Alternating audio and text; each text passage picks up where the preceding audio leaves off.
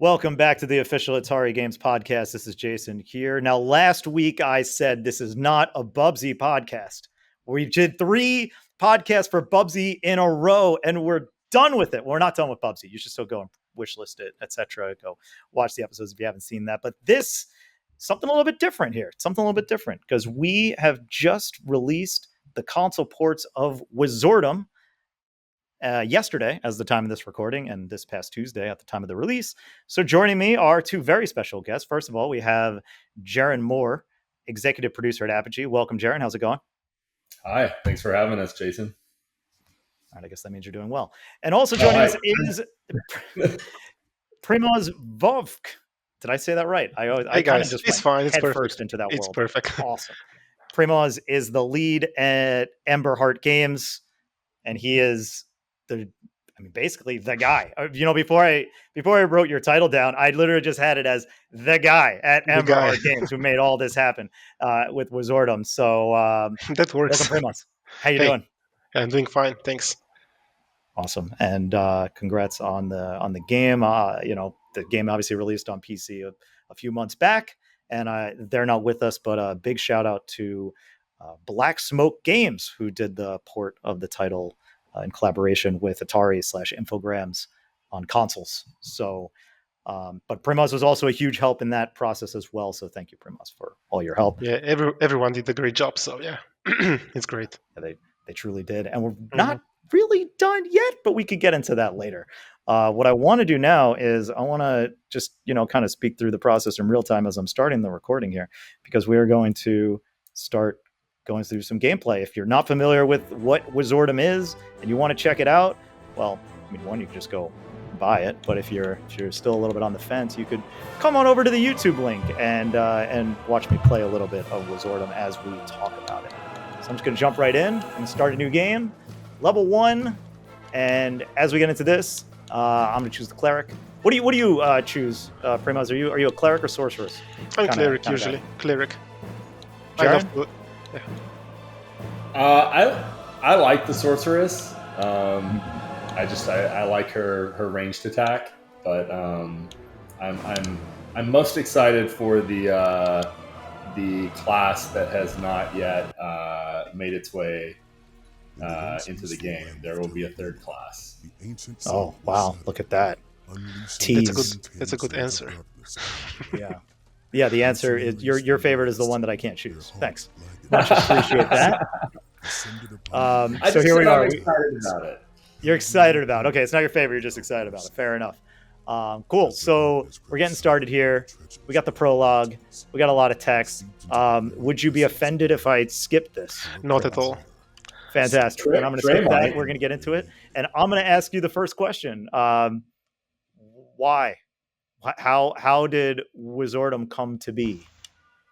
And what was the inspiration and drive behind the game? Well, believe it or not, a few years ago I was replaying Catacomb Abyss. Have you played that one? I've not, no. It's like first-person shooter from the 90s. Even it's dated before the Wolfenstein 3D. Okay. Got it. I've seen references of Heretic in a bunch of the reviews. People always call that out. Yeah, those two, because they're well known, and there were also inspirations, but mainly it was because of the Catacomb Abyss. I was replaying this port where you play as a mage. You are walking down the corridors like in Wolfenstein 3D, except that you have one weapon, fireballs. And I was playing this game a bit, and it was like I had a lot of fun. It was a basic game. You don't do much. You collect treasure, you shoot things, you go to the next level. But there was some fun in that game for me because it was casual. I didn't need to remember 1,000 combinations and mechanics and everything. I was just playing, collecting treasures, and that was it.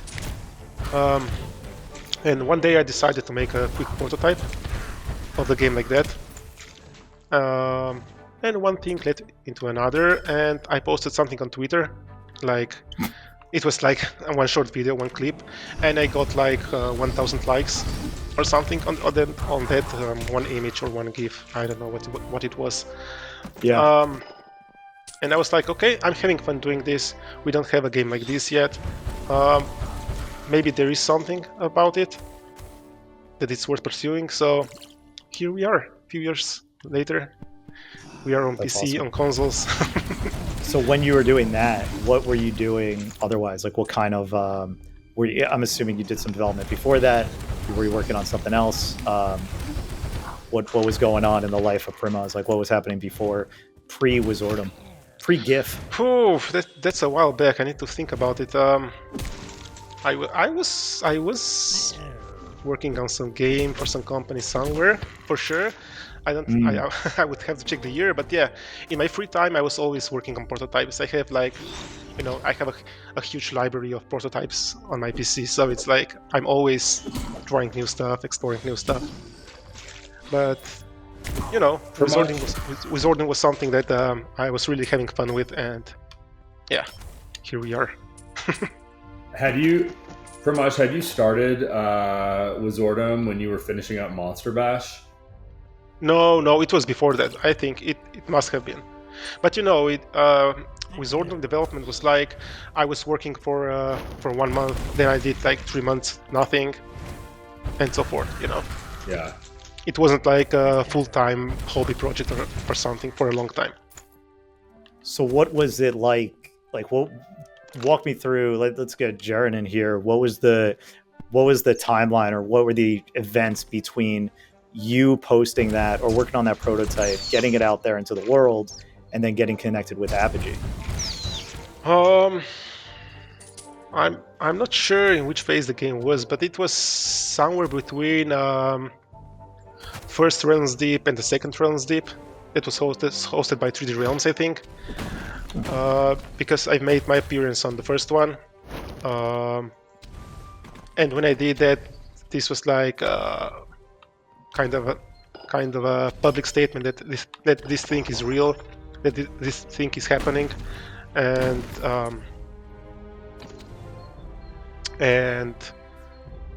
yeah, after that I started putting more energy into the project, and I think that's where Apogee picked it up, maybe. Yeah, well, I think yeah, I remember when Wizordum came into, popped up on our radar, and we realized that was a project that you were working on, and we became quickly very interested in figuring out how to collaborate with you on that and bring it to life and support you in doing so. So it's been a lot of fun. It's been a very fun project, a very rewarding one, and I think it turned out. I dare say, maybe differently than what you were originally, in some ways, envisioning. But I'm hoping. I think that journey has been really rewarding, and you're very happy with the final product. Yeah, no, I mean, he has to say yes, Jared. You can't put him in that situation and say, "Hopefully you're happy with it," and then he's like, "It's all right." Pat me on my head, Primoz. No, it's exactly better.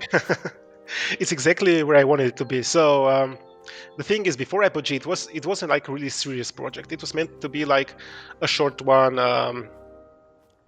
Really copying the Catacomb Abyss by simplicity and everything, and with Apogee's, yeah. Sorry, Jeron. No, go ahead. With Apogee, I could afford to put more time into the project. I had more resources. I had the whole Apogee team supporting me, so we could do more than I wanted to do originally. Not different, but more of what I wanted to do. Does that make sense? Yeah, totally. Yeah, just kind of a little bit discombobulated here. I also never really used the map. I should. Like, there's a map. There is, yeah. You know this. There is. I don't know if people know that. Obviously, you know it, but I don't know if people know there's a map. Useful information on there. Look at that. think you had like a tutorial at the beginning. Yeah, but I'm just saying, sometimes I forget because I'm so in the zone, and I just want to kind of explore and look for stuff. Sorry, Jason. What's with Zero Secrets? Zero Secrets? Oh, I'm bad at the game. Although, you know what's funny is like I love How Long to Beat. It's like it's a really fantastic website, and it's a good way to manage back catalogs. Be like, all right, do I want to go through this? And I actually play in more of I'm not a completionist kind of guy. I do play in that main plus extra camp, and when I play these games, like I remember, man, I love a good boomer shooter, right? This is kind of unlike most boomer shooters that have come out recently. It's really its own unique style in a great way. But I'm thinking of games like, what was it? Not Bombshell. Oh man, I can't even think. I loved Celico last year. I loved, man, what was the other one? What's the one that they just made that? Cultic. Cultic, sure. Oh man, what was the other one? Overkill. Of course. Oh yeah, you're just naming. Yeah, of course. Rooting for the home team there. Man, I'm trying to think of the one that. It was Ion Fury, I think is what it was. That was another one that was very much supposed to be like a Duke Nukem style. But yeah, I love these games. There was that really gothic one. I think it was a New Blood game. But when I play these games, and I think, man, I'm going through all the nooks and crannies, I feel like I'm exploring. Now, that last one I didn't, for sure. But normally I do. But the first time I played through this first level, and it also said Zero Secrets. It's like, what? What do you mean I got Zero Secrets? Primoz, can we help him find a secret? It was there behind him, like in that tight passage. Back. Oh, over here. Back in the street, yeah. Now on the right. Behind you. Okay. Over here. I was right there. Left. Yep. You can break a wall there. There's a crack. Oh, I got it, because I can see that little. Bam. I think lots of players don't really know what to look for, maybe, because we have push walls, we have breakable walls, and when you learn about that, it's much more easier. When you learn what to look for, it gets much easier. I'm just proud you found a secret, Jason. I don't like your tone. Well, how did you? I love the art style, by the way. I talked about that. Great, thank you.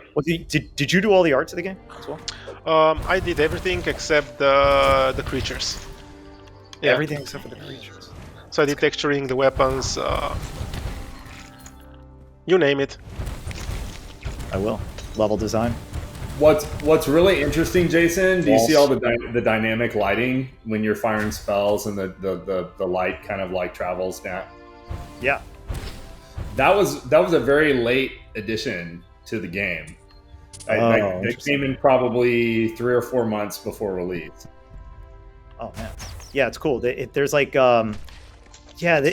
sometimes you look at these games that are made in these pixel art styles, and I mean, this isn't really the best example of it, but it's funny looking at a lot of these 2D pixel art games. I'm like, oh yeah, it looks like a SNES game, and it's like, actually, no. There's a lot of crazy stuff going on here that there's no way you could have done on SNES or even NES, even if you try that style. And it's the little things, I think, that really elevate it. So here you could probably take a screenshot of something if nothing was going on and say, yeah, this is like a Doom or like a Wolfenstein or something from this generation. And then the moment you see it in motion and you see the fast frame rate, you're like, oh, actually, no, that's impossible to do in that time. And those little extra effects really go a long way. But how did you what was your goal in going for this kind of art style, like these really chunky pixels? Is that something that you have a lot of passion for? Yes, and it goes back to Catacomb Abyss, because when I was making that prototype for fun, I had those textures in. I mean, they were a bit different, but yeah. And I went with limited color palette from the very beginning. The whole game has like 32 colors, 35 maybe. With some, I was cheating here and there, but it's mostly 35 colors, yeah. So everything you see in the game. Is that an intentional limitation? Yep, intentional, yeah. It's totally stylish, and I think folks, it's on social media, like really like the style, the bright colors and everything, and I just I stick with it. Yeah, it's unique. You don't usually see games look like this in this style. Exactly, yeah. So it stood out from other games on the social media Mhm. when I was sharing it, and this was a big plus for this game. Yeah, it's super cheery, and despite it being, and then contrasted with that insane level of violence, like the blood and gore just kind of creeps up on you. Like, oh man, I thought this was going to be a fun. I mean, it's fun, but you thought it was going to be it's kind of more happy-go-lucky, cheery experience. But it's like, no, actually, this is quite dark. This is my favorite weapon in the game, by the way. I do like it. You can see it in the trailer as well, but I do like the freezing, and then you kind of burst people with. You just shatter them with your fist, or you could go and smash them with your mace. It's pretty awesome. Yeah, Jared Bear is calling it grim bright style. Oh, Grim Bright. Yeah, that's a good. I think that's the That's a phrase. good way Yeah, to describe it. I was going to say, because you were Primoz, you've been very adamant about the visuals being very bright and vibrant, and it having almost kind of despite the violence and the blood, it having kind of an optimistic, feel to it. Oh, okay. Well, no, that's what you said. That's what you said. Optimistic. Right? Yeah, maybe I did. I don't. Well, I mean, you're remember. fighting the forces of chaos, I guess, but I mean, Right, as one does. I hope he's optimistic about it. Yeah, I mean, Is he optimistic? I mean, he's fighting a lot of monsters the whole time. I mean, I guess, are we getting inside the psychology of the protagonist here? It's like it's like there were many like fantasy games in the same style. It was very bright, but it was like dark at the same time. I mean, Wolfenstein 3D had very bright colors. I mean, as a developer, usually I'm not a big fan of doing like really dark stuff or really positive stuff, just to find the right balance of both. Yeah, no, it works out really well here, and super crisp and fun. I mean, it's interesting because we released it on Switch. The art style works really well. A lot of people have been talking about some Switch 2 performance of games that are Switch 1 only, and how they could look a little blurry or not clear or something like that. But this actually scales. I've been playing it on my Switch 2, and it's perfect because of like the chunky pixel art aesthetic. Like it really scales nicely despite running at the native Switch 1 resolution. Oh, that's good to know. Yeah, it's pretty great. So if you're wondering, oh man, should I play it on Switch? It's like, yes, you should. I mean, you should just play it. Play it where you can is the real answer to the question. I was playing it on Switch. It works great. Yeah. Yeah. Just looks great. It's climbing into the top. It's climbing into the top 25 on the Switch eShop right now. Yeah, off to a pretty good start. Mm-hmm. Off to a pretty good start. What's your favorite weapon in the game? I'll take an answer from both of you guys. It's Spell Striker, I would say. Whose head is this? I don't know. Some guys. I mean, unlucky one. I mean, Spell Striker is the handgun you get. Yeah. Yeah, it just has the right feel, I think. I mean, I enjoy all the weapons. I enjoy secondary of the chaos stuff later on, which is shooting the detached eyeballs at the enemies. But Spell Striker, the handgun is really, it feels powerful. Yes. It's also funny when you get it. And it's funny that you said that's your favorite weapon. Because you have all these magic-based things, and then your favorite is the gun. I mean, I call it a magic tool. A magic tool? Okay, yeah, I guess in a way it is. Because you need magic to use it, so this is some lore behind the game. Oh, of course, naturally. Sorry, you're right. I got confirmation, Primoz. We are 24 in top 25 on an eShop. That's great. That are great news. 24 and climbing. We will we can check in at the end of the day and see where we're at. So With Jason, silver key here. did you know that I had to reduce the amount of ammo you get with the Spell Striker ammo pickup? No, why is that? Was making things too easy? No, because everyone was playing with Spell Striker all the time. So I I had to force players a bit to move to other weapons. Even Well, that's myself. why, you know, what I thought was really good about Doom Eternal's design. That was kind of good. I'm sure. Have you guys played Doom, like the latest Doom games? I did, yeah. 2016 Eternal. I mean, as first-person shooter fans, I expect that. That's why I kind of talked about it. Like, of course, we've all played it. Is that design was specifically made so you guys would constantly be running out of ammo for guns, so you could use them all. Yet when you played Dark Ages or 2016, you could just pick the one you like and say, yeah, this is I like this one, so I'm just going to use this one constantly, which is fine. It's a very unique approach to game design where it's like, it's not saying choose your style. It's like you can't. You have to play in our style. And you kind of chose to do a similar thing, which is I'm going to reduce the amount of ammo you get. It's a different approach to a similar question, which is how do I get people to use different kind of weapons?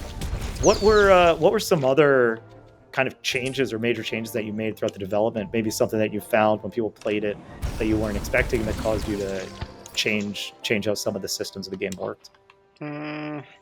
One of the more major things were the spells.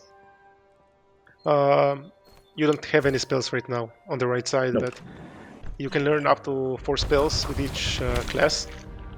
And at the beginning, we didn't have any spells. Everything was through consumable interface. You get like a spell scroll and you have to use it. But the problem was that we got like 15 items and you had to scroll between those 15 items all the time. And nobody was using those items because it was like tedious, especially in the heat of battle. You don't have time to scroll between items, right? Mm-hmm. So we turned some of them into spells, which you can use like instantly, right? I think players still don't use them quite as often, but it changed things a lot. Yeah. Jeron, do you have a favorite weapon in the game? I really like the ice rod, but I also, the chaos staff is pretty cool. Yeah, chaos staff. They're all pretty good.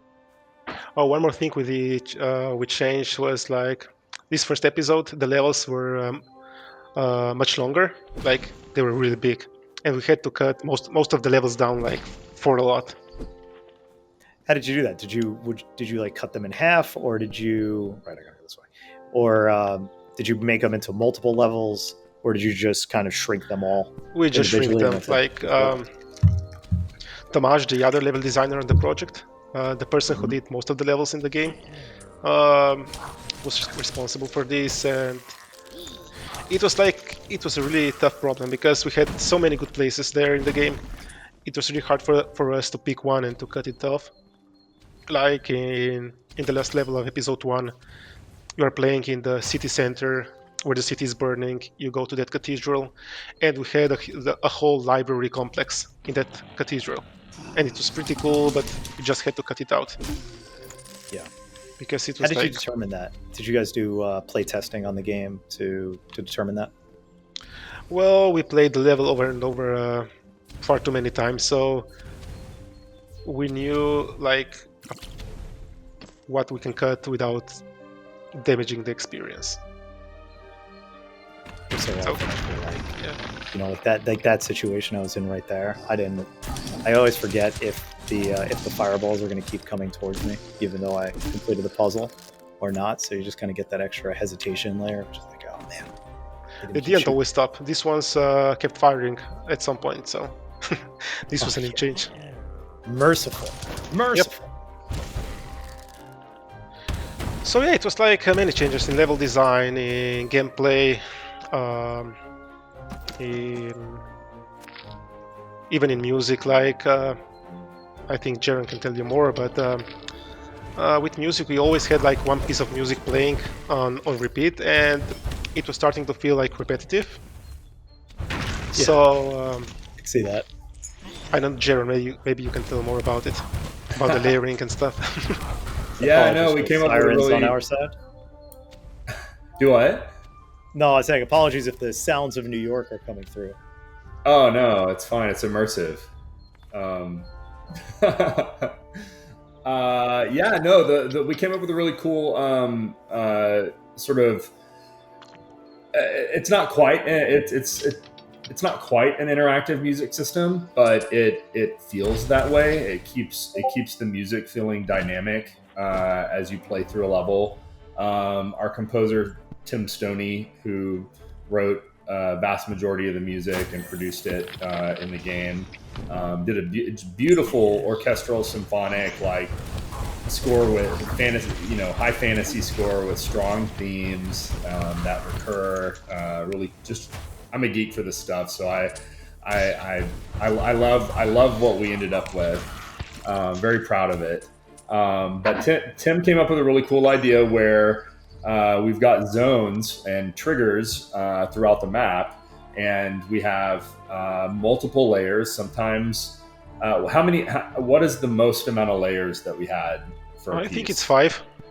Okay, so the 5 different layers where Tim would essentially, export different intensities of the track that introduce more instrumental elements as it builds.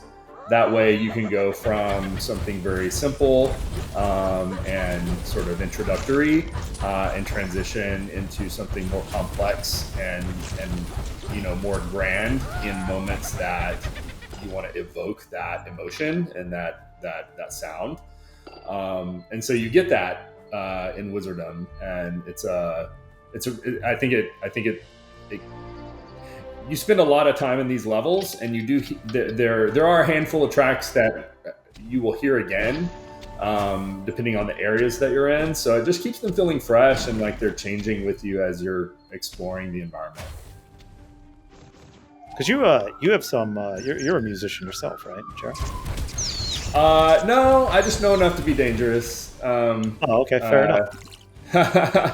I won't go into that, but Oh, all right, fair enough. I have a passion for this stuff. I have a good ear. I understand a bit of music theory and can talk shop with our musicians, our composers, our arrangers, orchestrators, you name it. I know who to go to pull live elements in if I want to record something special or get a more human sound. That can range anywhere from like high fantasy stuff this stuff sounds like a beautiful mix of like Harry Potter meets Lord of the Rings meets the Elder Scrolls. We're gonna censor all those references. For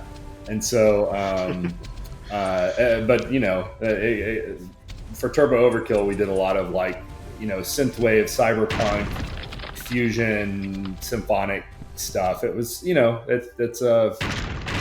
each game demands something different. Oh yeah, absolutely. That's that spell. Now they have the spell now. Like this big guy. We were originally speccing the game out, and this may hopefully we don't get a huge outcry for this. But we were originally speccing the game out to do 2 versions of the soundtrack. One was going to be what you're hearing now, and then the other was going to be kind of a devolved sort of late 80s, early 90s MIDI, sort of Ultima-like soundtrack. So really basic MIDI sounds, but essentially the same thing. And you could choose between which version you wanted to use. When we put the demo out in the first episode, what we found is that everyone just really loved this, and and despite the fact that we had kind of announced that this was going to be a feature, no one was asking for it. And so we had to really sit down, and I mean, I still think it would have been really cool to do, but we really had to sit down and kind of like decide, all right, is it worth the extra effort to do that? If everyone's happy with what we're doing, then we can put that money towards something else to raise that another part of the game. Right. So that's ultimately what we decided to do, and yeah, but that's kind of a path not taken, but would have been interesting. The forever problems of production is there is not unlimited time, there's not unlimited money. We can do this thing, but we can also put that thing into this thing, and if nobody really cares about this other thing, then maybe we abandon it and do this thing instead. That's often how it goes. It's good to have that kind of data, though. Although I will say this, on the last podcast, a couple podcasts ago, when we talked about Bubsy 4D, and we mentioned that there was a horrifying prototype model somewhere out there, all the comments were saying, give us the prototype suit, give us the prototype suit, which what the developer actually tweeted about, and you could see that monster running around, and now they want it in the game. So we'll see about that. So you might see a bunch of comments below saying, put the MIDI soundtrack in, put the MIDI soundtrack in. The upgrade shop you have here has a really fun sort of like tavern-esque, like bard, like kind of medieval version of the main theme, which just sounds like, we came up with this idea to like kind of put it in a setting where it's like, sure, you're looking at what you want to buy, and we brought the guy who's narrating the game also narrates the trailers, and he also is the shopkeeper in the upgrade shop.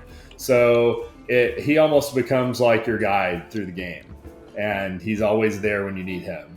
And he's got a very warm and burly voice, and welcome to Wizordum. But this whole idea of like creating, making this used to be like just a black screen, right? At one point, Primoz, like it might have been, yeah. The backdrop, and we kind of evolved it into something that felt sort of hub-like, like, oh, I'm here, I'm safe, this is my touchstone before I move on to the next thing. And if you actually find the secrets where I have failed, then you would potentially be able to buy something more than just a critical chance at this point in the game. You and gotta I'm going work to hoard for it, yeah. because I'm gonna carry on. Now, going into this, Jeron, you were like, we might use the whole time just playing through the first level. So I'm excited. You made it to the murky wastes. Yeah, I'm not gonna get past this because this level's easy to get lost in. As you can see, I just got lost in the first section. This is the new version of the level. Old level was much worse. In what way? Like it was it was a labyrinth. Like it was, and a lot of players were complaining in early access. Okay. This level was made by Primoz, and I think this was like his first level in the game he made. The original version. Like, let me make the most complicated version in the world. Wait, have we talked about Primoz yet, Primoz? I've mentioned him, but so Primoz is the other, he's the other part of Emberheart Games. It's Primoz's brother. Mm-hmm. Oh, okay. So this is a family affair. Yeah.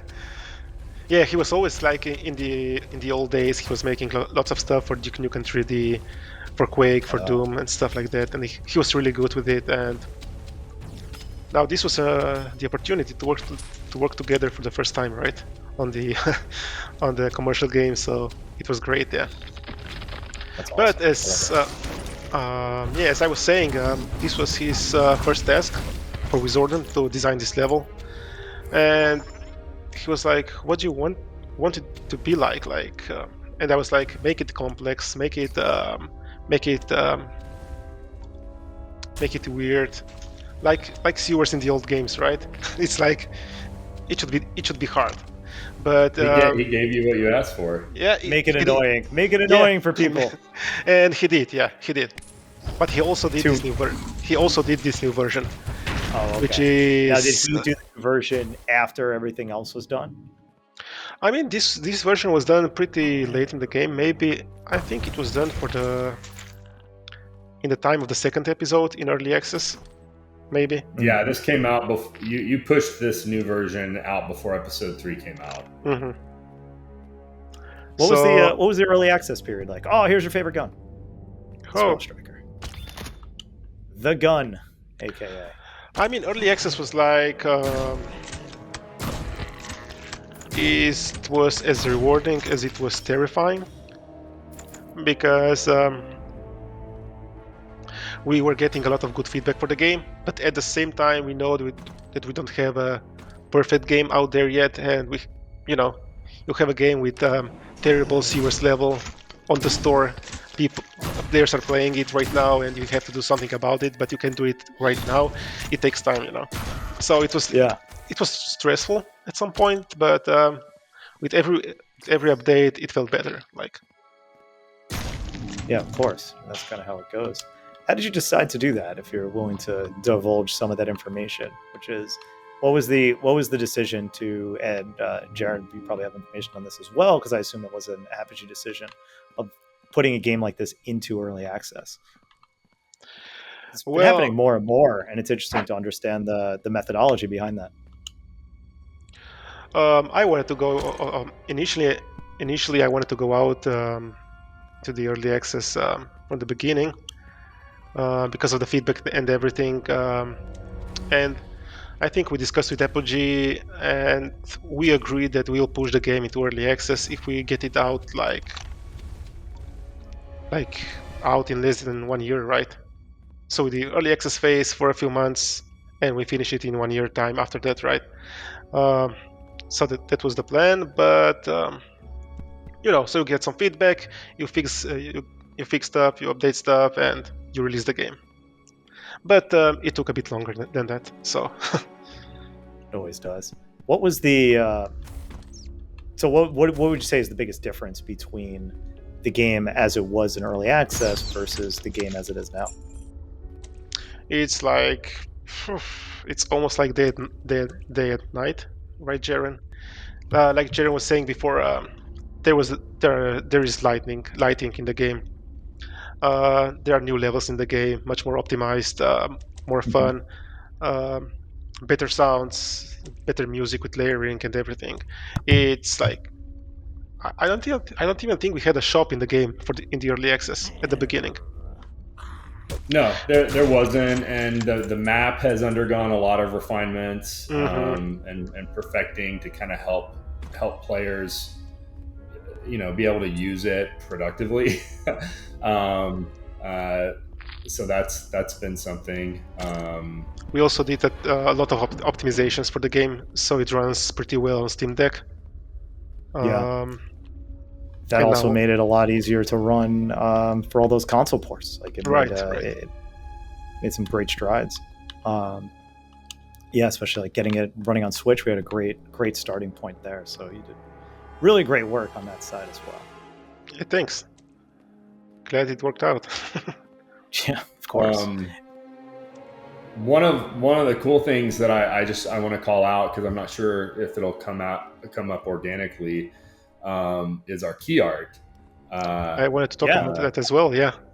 Yeah, the artwork for the game. I was not going to talk about it, so this is perfect. Yeah. No, it's good. It's really it's cool because Primoz and I grew up playing the same games. I had never played Catacombs, but I did play a lot of like Ultima and Ultima Underworld and Hexen and Heretic. Oh, sure, yeah. I mean everything from that era, so we were just kind of like starting to get our plan together to do the artwork for Wizordum, and we had someone pre-selected, but then I was just like, how cool would it be if we just got Dennis Lubay to do it because he did all the Ultima covers and he did the Wing Commander cover. Like he's an origin artist, and Primoz was just like, "Are you kidding? That would be so cool!" Like, I mean, that was a great Primoz actually. impression. I have to correct you there, Jeron, just for a bit. Oh, correct me. Yeah. I mean, it's almost like that. Yeah, I was like, Jeron was asking me, what kind of artwork would I like for the game, right? He asked me for some examples, and I was like, okay, this artwork from Ultimas are really cool. I really love what the artist did there. And Jeron was like, okay, let's. Oh yeah, let's just get in. Yeah, let's ask Dennis. I was like, what? Can we do that? And Jeron was like, sure. Dennis Lubay is just down in Austin, 4 hours away from where Apogee is based here in Dallas.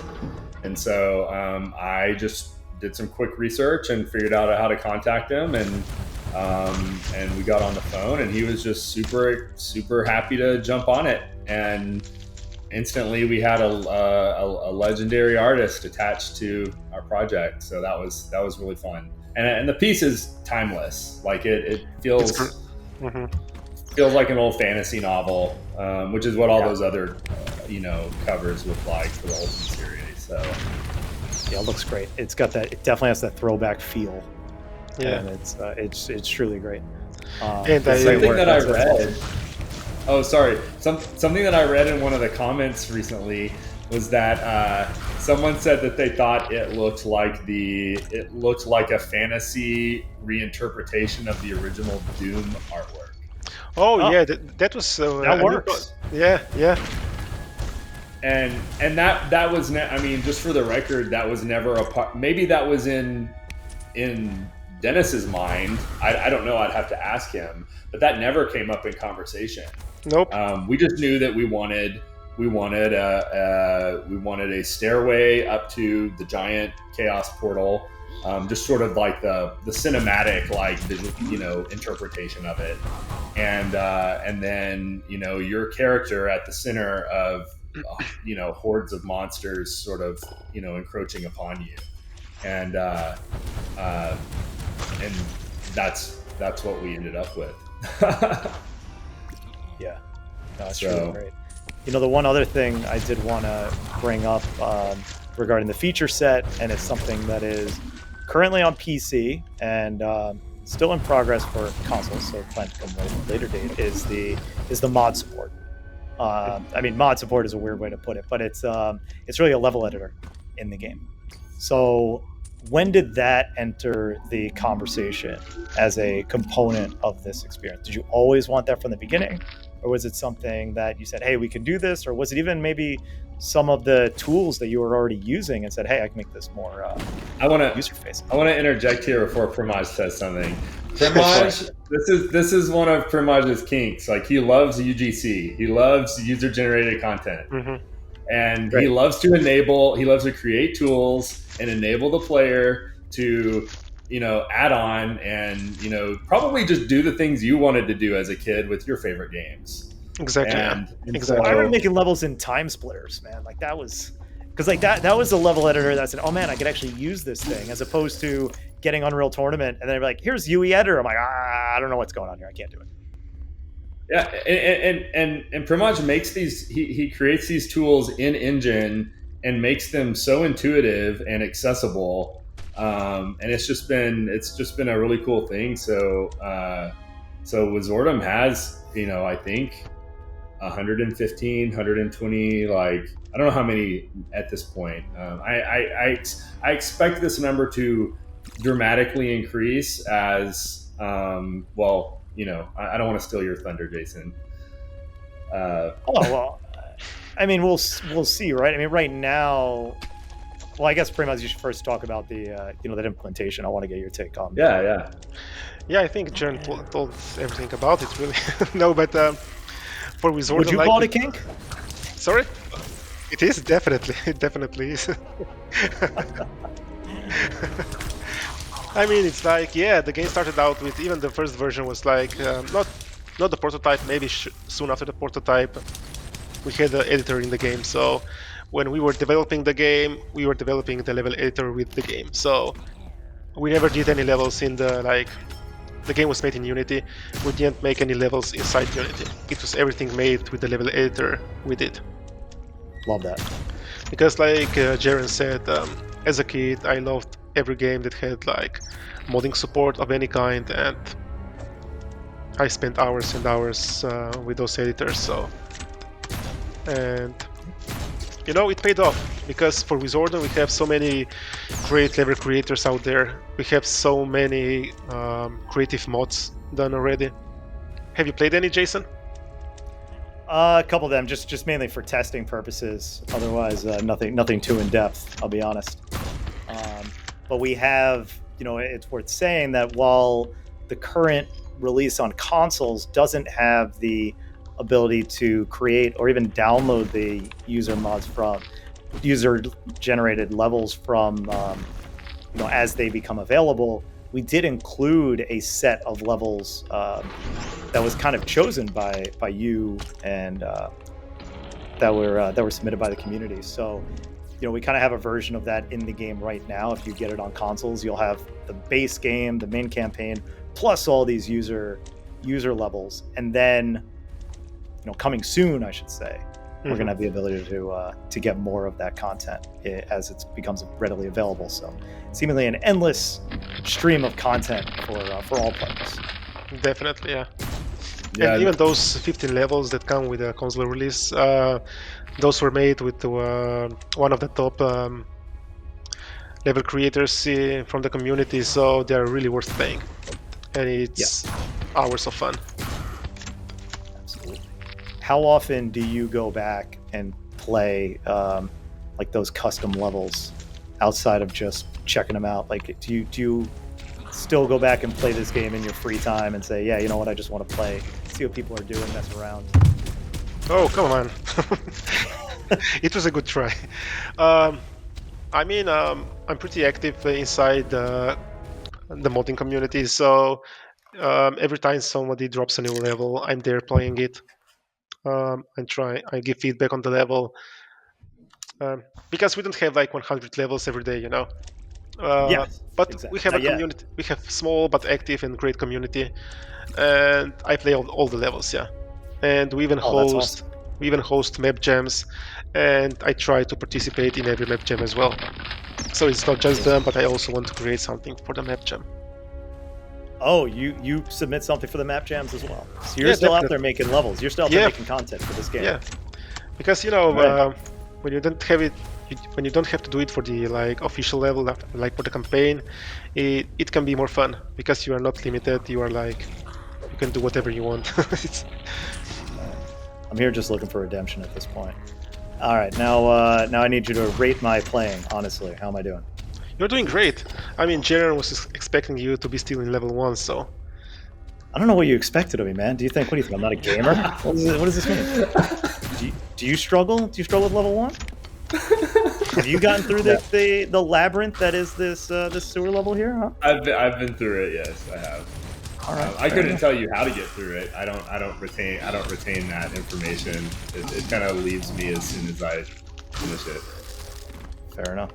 Well, but this version is a lot better than the first one, at least for me. As we've established, yeah. Another trivia about the artwork of the game. Yes. Dennis asked for the creatures we have in the game, so I provided him with the sprites, with references, and he put all those on most of them on the artwork. But there was one enemy that I didn't ask for, and that was the vampiress, the lady, at the bottom. Yeah. And I was like, the sexy vampiress. Yeah, and we were closing up with episode 3, and I was like, man, we totally forgotten that vampiress. It's there, we have to add it to the game, right? We can't have it on the artwork and not in the game. So this was done, I don't know, maybe 1 month before the release. We did that enemy, it was okay, we have to. That's not the only enemy, though. Which one? Is it spoilery? There's one big enemy that also inspired. Right, you. Definitely. Is that a spoiler? That's a spoiler. We stop it there. I mean, Yeah, we don't need it. Probably a spoiler. It's obvious spoiler, but it's All right, then we leave it out. That'll be for you to discover, listener/player. And I got to stop this, or I'm going to be playing forever. So I'm going to stop the. Any last things that people should know about Wizordum before I subject you guys to a silly game? well, one of the things is that we are planning to release a new class, at least one more, if not more of them. And we plan to have each class to offer different gameplay. So the next one coming up will be really exciting, especially for the experienced players. Um, that Go ahead. Sorry. and yeah, I don't know. There's a lot of fun in Wizordom, especially when you're looking for secrets. We have secret levels in the game. Lots of the levels are paying tribute to the old games of yore from the 90s. So, Awesome. Yeah, Jeron. Very cool. Well, I was just going to talk about Wizordum 64. Oh yeah, that's too early, Jeron. Too early. I mean, That's NDA stuff. So Primoz also did our several of our remasters, which includes a very faithful remakes with expanded color palettes and level editors for Apogee's Crystal Caves, Secret Agent, and Monster Bash. And those all have thriving level creating communities as well. Lots of fun there. But Primoz's game that he's currently working on right out of the gate with Wizordum, well, he's also been working on it concurrently, which is a testament to how talented he is. It's called Vexlands. So that's one to look up and keep an eye out for. It's going to be great. Very cool. All right, guys. Well, the game's awesome. If you've been watching, you've seen it. If you've been listening, I'm sure we've convinced you. Check it out. Add it to your wish list if you're still in the middle of playing, Silk Song or Hades 2 or whatever. We understand, but you need to check this game out. It's fantastic. It's great. This is what I've been telling people. This is the selling point of the game. If it looks like something you might enjoy, you will, because it's as good as it looks, and it does the thing that it's trying to do perfectly. So excellent work. Now, if you want to talk about mediocre work, we're going to talk about this game I'm about to make you play. This should be a quick one, but I got to do it because I started doing this for a long time now and I enjoy it. So it's a different game every time. This one, I haven't played this one in a while, and it's probably the hardest game I've ever concocted. But basically, we're going to play a bit of a spelling game of sorts, okay? And what I've done is I've basically taken the word Wizordum, okay, and I've picked a game for every letter. Now, Okay. if you guess the game that I chose for that letter, you get a point, and both of you will get a chance for each letter. Okay? Cool. Pretty straightforward, right? Yep. So Sounds that's fun. how it goes. So we're going to go through Wizordum. Now, usually I wouldn't say what the theme is, but in this case, I will say what the theme is because otherwise you will never, ever guess any of these. And I still don't think you'll guess any of these, but I'd love to be proven wrong. All right? So the theme is this. Every one of these games has the word wizard in it, unless I say otherwise, okay? It has the word wizard, okay? Not Wizordum, not wizards, not wizardry, which is also a very good game, Wizardry, Overlord of the Mess, whatever thing that, however you want to say it. Those don't count. Only the word wizard, singular, okay?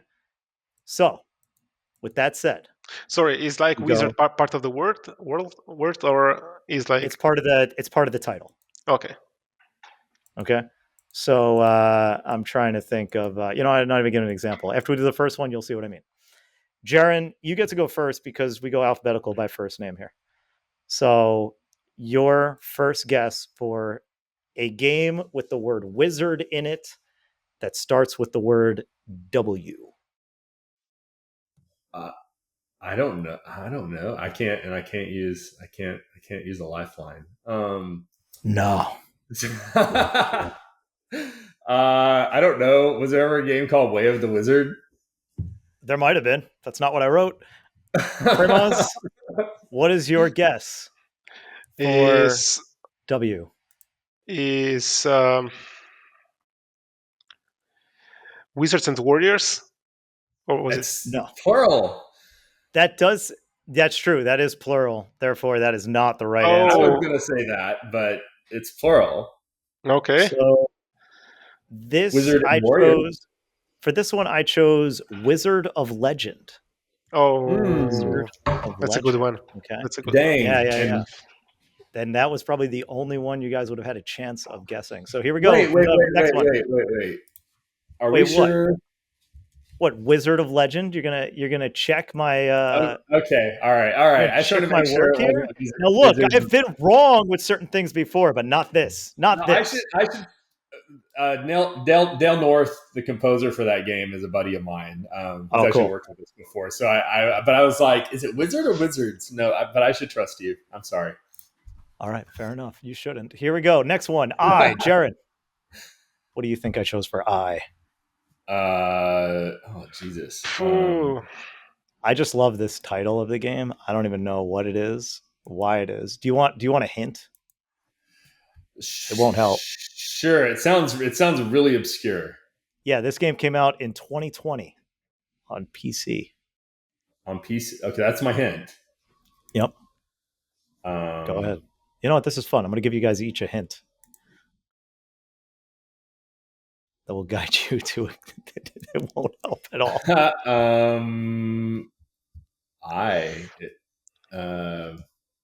That's a hard one. I don't know. I'm gonna have to pass on this. Otherwise, I'm gonna keep us here all day. All right, he's going to pass. All right, Primoz, you ready for your next? I'll give you a hint. You ready? Yeah. The genre is adventure. That helps. No, it doesn't. There's no way you're going to get that. No, I don't have any clue really. All right, this is a game called Intergalactic Wizard Force. Oh, come on. Yeah, no one's ever heard of that game, but That's a good game. That's a good game. Yeah. Do you know it? Oh, hell yeah. Tell me about it. What is it? Isn't it like it's I think I have it in my let me see if it's the one I'm thinking of. It's like a point and click adventure game, and you there's like a Tinkle looking guy in it too. Intergalactic Wizard Force. Wait. This is like an indie game? But this looks cool. Yeah, it's an indie game. Yeah. It does look cool. So everybody check out Intergalactic Wizard Force. All right, here we go. Ready? The next one is Z. This is also one that I've heard of. So I think if you're going to have a chance of another one, this is going to be it. Z. Now I need a full title. So Jeron, what's your guess for Z? Game with the word wizard in it. Oh, I'll give you a hint. This game was released in 1981 on the Apple II. Oh, geez. Well, that's a year I was born. Great. I wasn't playing on an Apple II. Mm-hmm.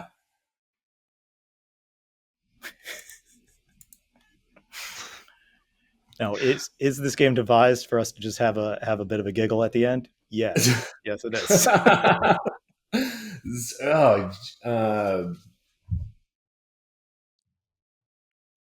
We aren't going to guess any, right? No. You guys anything? All right, don't worry, Primoz. I got another one. There's another tip for you. This is a text adventure game. Could it be anything else? Things. Z. All right. Zork Wizard. Zork. Zealots and the Wizards. Interesting. It's plural. Interesting. See, Jeron, I don't think you're going to get it, so I'm just going to tell you. Jeron, you are on the right page here. It's Zork 2, the Wizard of Frabaz. I didn't know the subtitle, but I was like, the only game it can be is a Zork game, but I didn't have enough. Yeah. to go on. All right.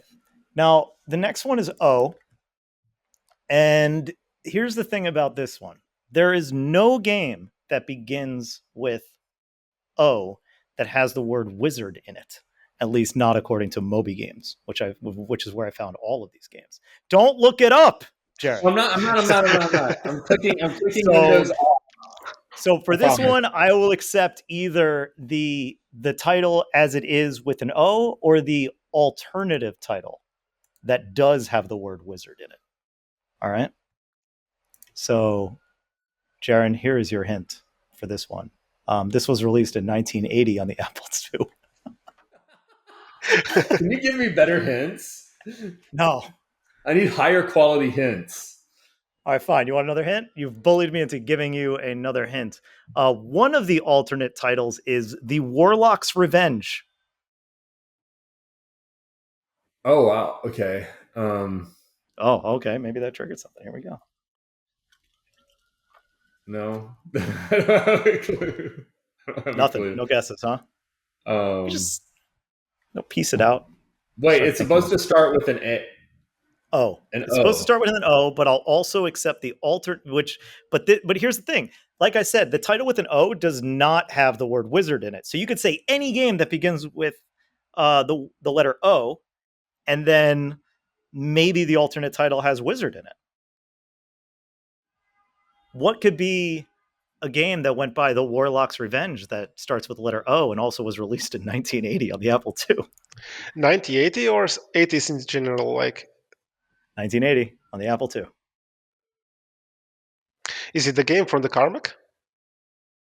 For the what? John Carmack. I don't think so. Because he Let's did see. Nope, I don't even see any credits on this one. Oh wait, one person. Who was it? Nope. This was by. This is your hint, Primoz. No. By. Oh, you don't want this hint. Give me You genre. want genre? Okay, fine. I'll give you genre instead. You know what? I'm going to tell you this one anyway because it's not helpful. By Butch Greathouse. That was worth saying. The genre is adventure and role-playing game.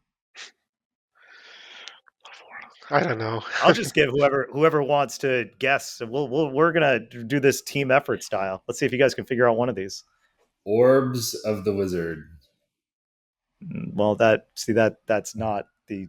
If that was the title, I wouldn't have given the caveat. Oh yeah. Yeah. But it's supposed to have wizard in it, right? But I said the alternate title has wizard in it, so I will take either answer. Didn't you say it's Warlock Revenge? That is one of the alternate titles. There are three alternate titles. One of them has the word wizard in it. I'll give you the other alternate title, which is, so like I said, you have The Warlock's Revenge. The other alternate title is Warlock's Revenge. Okay. This must be so random. Yes. Like I said, this is the hardest game I've ever made. Thank you guys for being great sports here. And I apologize. So other people had it easier. Yes. Yeah, for sure. Not that much easier. This game in particular gives people a really hard time. But that's okay because there's nothing on the line except your pride in knowing what wizards. Should I just tell you this one? Yeah, please. I mean, I'm still wondering what kind of game could start with the O from the 90s. Okay, the name of the game the actual name of the game is Oldorf's Revenge. Okay, Oldorf's Revenge, and the alternate title that you could have also said was Wizard. You just had to say the word wizard, and I would have given you points. All right, next one. It's like a trip. By the way, that is a hint to say if you just combine words with the word wizard, it could potentially work out in your favor. Okay? So with that... Like wizardry? No, that is one word, wizardry. Okay. It has to just be wizard on its own. Okay. So the next one is R. Which, and I'll just take answers however you want to throw it at me. Either one of you can guess. And I will give you a hint to start. This one was released on September 1st, 2021 for Windows. It starts with R. Yes. Okay. Can't think of. Can you give me an R word with a, and then say some things, and then maybe wizard. Rogue Wizard. No, I think that was a game in the list, but I did It not was, choose right? that. I chose something else. Yeah, Like- that is an actual game. Do I get any points? Like, No, you get a tip of the hat.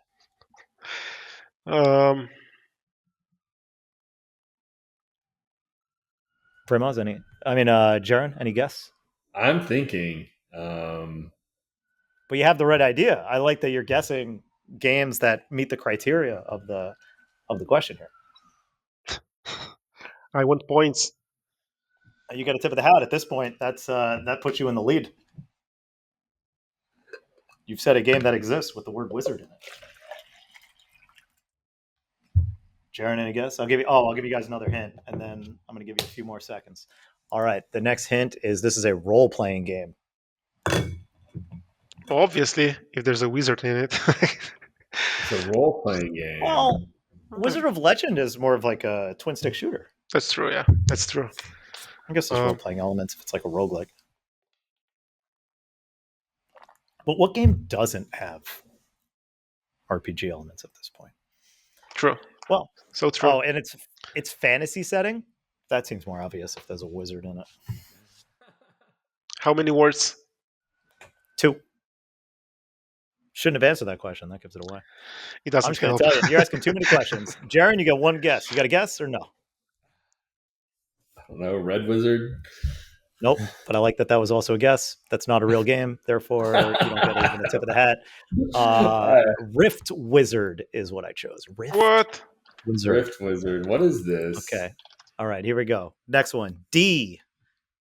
This was released in 1993 on Sega CD. So we're getting more modern. This looks like a game you would like. And this game, by the way, this game that I'm looking at now, I'm going to give you some more hints until somebody starts throwing out some names here. This game people like. This game has a 7.8 Moby score, which means people like it. Yeah, it's got some decent critical reception, decent player reception. It was published by Sega. Mm-hmm. Sega published a game with the word wizard in the title. Now there's an alternative title. Maybe this will help, which is the title of the game, but with this subtitle, Yomi Gaerishi Yami no Madoshi. Oh, that one. Does that help? That is very unhelpful. Dungeons and Wizards. No, plural. That's all. Oh, come on. Yeah, exactly. You exactly. It's a singular. Yep. No tip of the hat there. Jeron, you got to guess. Were you a Sega guy? Were either of you Sega kids? Nope. I had a Sega Command system and a Sega Genesis. Okay. No Sega CD. No Sega. No, my cousin had a Sega CD. That's where I played Sonic CD. Yeah. You never went over there and played. Sonic stuck in my head. You never went over there and played this game, which I'm just going to tell you is Dark Wizard. That's the easy one. Wizard. Do we have like easy mode now? Do we have any easy ones? Or well, there's 2 more left here. U is next. This is a game from 1986 on the Commodore 64. See, this is where. Obviously. What is it? Under Wizard, obviously. No, that's is that a game? You said it with such confidence. I kind of want to give you something, but I won't because that's also not a game. Umbrella this Wizard. What is it? Umbrella Wizard. Nope. If that's not a game, that should be a game. Umbrella Wizard? I don't think it is. Why would that be a game? That's basically what Mary Poppins is. No, but you're close in that you've said a word that begins with U and then the word wizard. So that is getting you in the right ballpark. That's like the bare minimum. Yeah, exactly. You need to think about how naming games worked back in the day, right? Ultimate Wizard. There it is. He got it. He got one. He got it. This is Ultimate Wizard. Jeron's got a point. Jeron's got a point. That's one nothing. That was like the third guess. Hey, how many guesses did you give? 0. There you go. Come on. You know what, Primoz? You miss 100% of the shots you don't take. All right, here we go. There's one last That's one, true. mercifully. This one begins with M. M is the last letter in Wizordum and how we Magic will end this Wizard. game. Oh, right. I forgot my hints. This was released on October 15th, 2013 on Windows. It's got a 7.1 Moby score. And this is going to make it even worse for you. The business model, as listed on Moby Games, is it's freeware, free-to-play, public domain. That doesn't help anybody. But it was somehow published by Paradox. Magic Wizard. You did? No, he did. He said something like that. That's not it. It's close to it. Master Wizard? How is that close? Magical Wizard. No, not really. There's also another word there. I don't think you're going to get this one. Because we're an hour 10 into this thing, I'm just going to tell you what it is. It is Magica Wizard Wars. Phew. I haven't heard of this one. No, I don't think you guys have heard of any of these except for Wizard of Legend. So I apologize for making you play a nearly unwinnable game, but somehow Jeron won with 1 point to your tip of the hat. So congratulations, Jeron. Congrats, Jeron. You know what? If I win, Primoz wins too. Okay, there you go. We're all winners because we are. Thanks, Jeron.